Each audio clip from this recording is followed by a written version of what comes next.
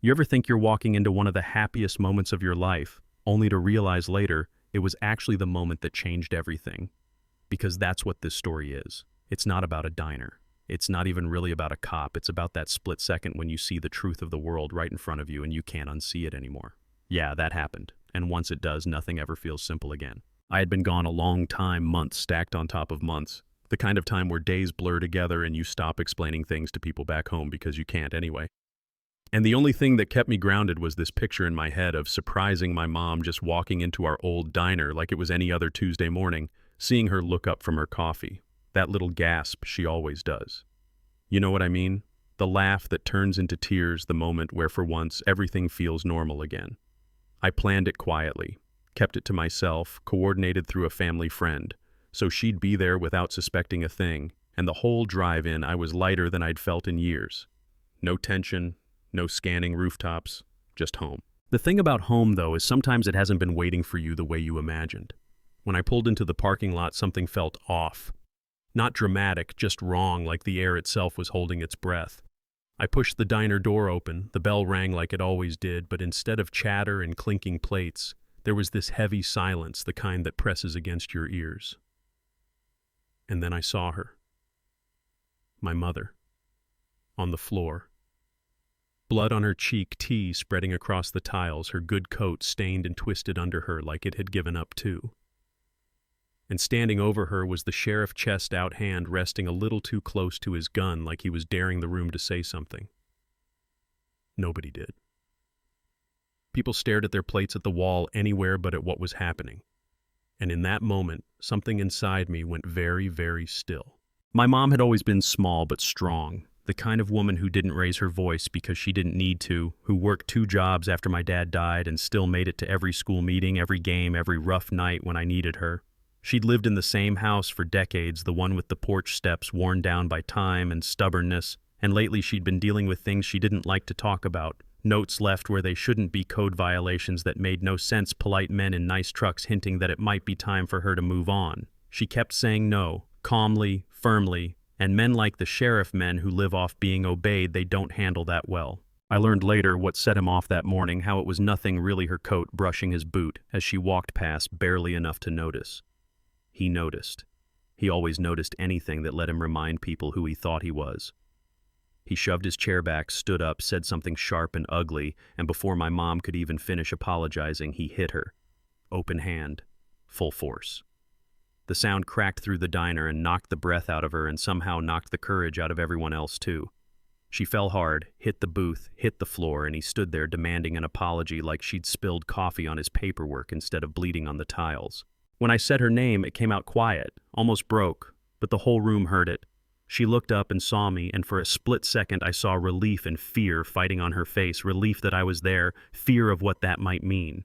The sheriff turned like I was an inconvenience, asked who the hell I was, and I walked toward them. Slow hands visible, voice steady even though my chest felt like it was trying to tear itself apart. I told him I was her son. I told him he'd made the biggest mistake of his life. He laughed. Said she assaulted him, said he was restraining her, said all the words men like that hide behind when they think no one can touch them. I knelt beside my mom, helped her sit up, checked her eyes, her breathing, that cut on her cheek, that was already swelling into something angry and dark. She grabbed my arm and whispered for me not to do anything, said he'd hurt me, and I told her quietly that I knew exactly what he was, and that he was about to learn who I was too, not with my fists, but with something he couldn't bully his way out of. I stood up and put myself between them, told him to step back, said she needed medical attention. He puffed up, said he was the law, said he'd step back when he felt like it, dropped that word he knew would land heavy, the one meant to put you back in your place. I didn't react the way he wanted. I just told him again, softer this time, to step back. He let his hand slide toward his gun just enough to make sure everyone saw it, and said he could have me in cuffs before I blinked. I looked at him and said, "Do it. Pull it, give me that justification," and for the first time since I'd walked in, I saw something flicker behind his eyes. Uncertainty. Because he was used to fear, to people shrinking, and calm doesn't fit into that equation. That's when I noticed the phones. A waitress behind the counter holding hers, steady. A truck driver near the door doing the same. Then another. And another. The room shifted just a little, like something old and rotten had finally cracked. I announced every movement, reached slowly into my pocket, pulled out my ID, held it up so he could see without twisting the moment into something else. He read it and tried to laugh it off, asked if I thought that made me special. I told him it meant I knew abuse when I saw it, that I knew how to document it, and that if he touched that weapon, we'd all be having a very different conversation. He grabbed his radio, called for backup, called me hostile, and that's when an older man by the window stood up, hands shaking, voice clear, and said that wasn't what happened, that he'd seen the whole thing. The waitress said she'd recorded it. The truck driver said he had too. And suddenly the sheriff was looking around, realizing the silence he depended on wasn't there anymore. I called county real deputies, not his friends, and when they arrived, the lieutenant took one look at my mom's face at the phones being offered up at the room full of people who'd finally found their voices, and he didn't hesitate. He put the sheriff under arrest right there in front of everyone. The cuffs clicked closed, and I swear you could feel the diner exhale like it had been underwater for years. My mom was taken to the hospital, stitches, bruising, a concussion scare, and I stayed with her through all of it, through the paperwork and the questions and the quiet moments where the shock wore off and the weight of it all settled in. That night, back at her house, she sat in her chair and said she was sorry, and when I asked her why, she said for making me see her like that, helpless on the floor. I told her she had it backwards, that she wasn't helpless, that she got up, that she told the truth, that she stayed in her home when they tried to scare her out of it, and that was strength, whether the world wanted to admit it or not.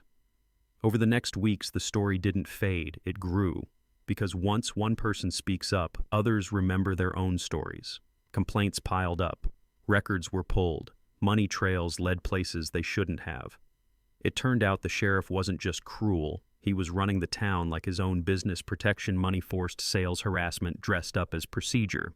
The trial came months later in a courthouse far enough away that no one could lean on the jury, and when the videos played, there was nowhere to hide. You saw the coat brush, the boot, you saw the slap, you saw my mom fall, you saw him stand over her demanding respect like it was owed to him by default. Witness after witness spoke, some shaking, some angry, all tired of being quiet. The jury didn't take long. Guilty, on everything that mattered. The judge sentenced him to 15 years, no parole for a decade, and when they led him away, he looked back at my mom like he wanted one last reaction. She didn't give it to him. She just watched him go. People like neat endings, but real life doesn't always do that. The diner got renovated, sure, meetings started happening, trust slowly rebuilt, but there were still folks who said the sheriff was just doing his job, that I intimidated law enforcement, that the town overreacted because someone like me walked in at the wrong time.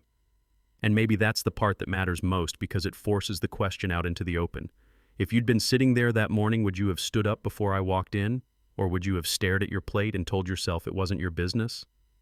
And if you're the one who walks through the door and sees someone you love on the floor, do you choose patience and evidence, or do you choose your fists? I want you to sit with that. Argue about it. Talk about it in the comments. Tell me what you would have done, what you've seen, the moments you stayed quiet and the ones you didn't. Because silence is what people like him count on, and once it breaks, it doesn't go back together the same way. If this story hit you, share it, talk about it, keep it alive, because courage isn't always loud. Sometimes it's just deciding not to look away, and that choice, that can change everything.